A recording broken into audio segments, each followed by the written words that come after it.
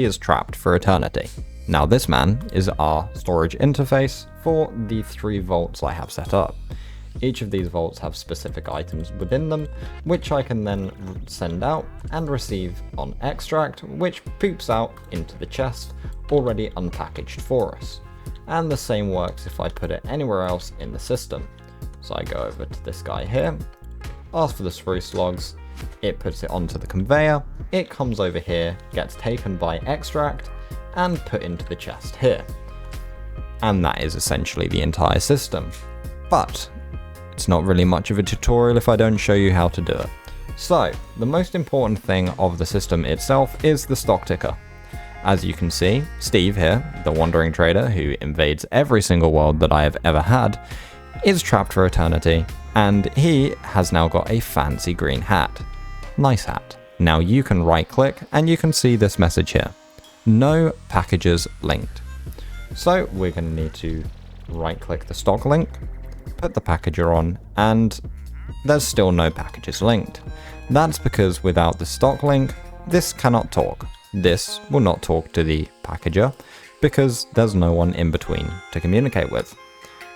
As you can see inside the network, I do already have some items, and that is in this here. Now let's say you wanted to get those items out. You open up Steve, you ask for the items you want, and voila, it arrives in a nice, eco-friendly cardboard package that doesn't cost you anything. If you wanted to open said package, you can right click on the item. Let me just fix that. And it doesn't do anything. You need to crouch and right click to open the items up. Now let's say you have multiple item vaults. How do they talk? Well, there's a very important step. First, you need a packager on the top.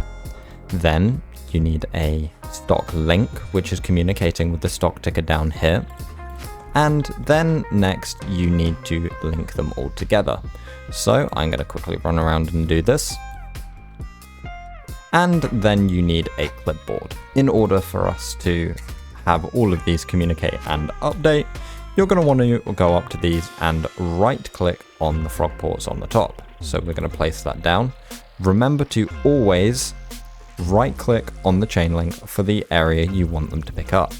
The sooner you pick up the item, the quicker it ends up being inside. Next we have second, which is already pre-configured onto this, and receive. Now the receive is where all the items we want to go. So as you can see, it's vomiting green, and that's showing us exactly where on the chain line it is actually picking up from. So, hello Steve, I would like 64 stripped spruce logs over to receive please. Now that's going to send it out via the frog port. The chain link is going to go around the chain conveyor, and it is going to get picked up by the frog when it reaches this point over here, like so. The packager then acts as a hopper, takes it, unpackages it, and drops it in here ready for us to take. And that's pretty much the complexity of it. It's a really simple and handy system I definitely recommend you have in your world. But obviously, if you have a lot of items in here, like this, and let's say you had 5 pages of this, it's really hard to work out what you've actually got in your system. That's where item filters come in. So here we have an attribute filter. Now let's say you wanted to filter by mod, so we will have some grass.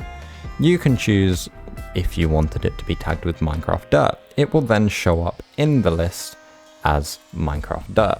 So you're going to want to right click on the stock ticker, open up a new category, and put this in here, and we will just simply call this Dirt. Now this will work for any item, so if I put that in there, like so, it showcases it as dirt.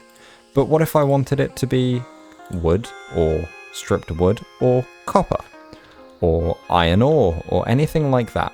Well, the handy part about these is the filters work for anything. So let's right click on the filter. We will pick up some iron, and we'll pop that in here. Now, as you can see, we have a lot of different options here. So we have the is tagged trim materials. That is for things that you can use for armor trims. Then you have also got all of these other stuff. But what we're looking for is tagged ingots. Now this is going to have anything with the tag ingot in, and it is going to filter it. Now what we're going to call this is simply ingots, because you don't really need any more complexity than that. And as you can see, the 64 copper ingots we have in here are under the ingots tab.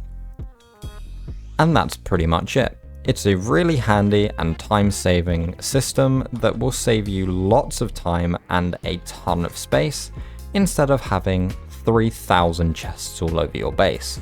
This is expandable, you can have as many vaults on the system as possible. So say you have a tree farm, iron farm, andesite farm, and any other kind of farm that you can think of, you can then just link it to the system with a packager, a stock link, and a package frog port. All of these items are pretty easy and simple to make. I think the most complicated one is the package frog port, because it has a slime ball, and they can sometimes be hard to find. But yes, anyway, thank you so much for watching. I hope you found this tutorial useful. If you did, don't forget to leave me a comment down below. Let me know any improvements you think could be made to my system, and don't forget to subscribe. I will see you all in the next video. Also, stay tuned for a possible Minecraft survival series coming soon.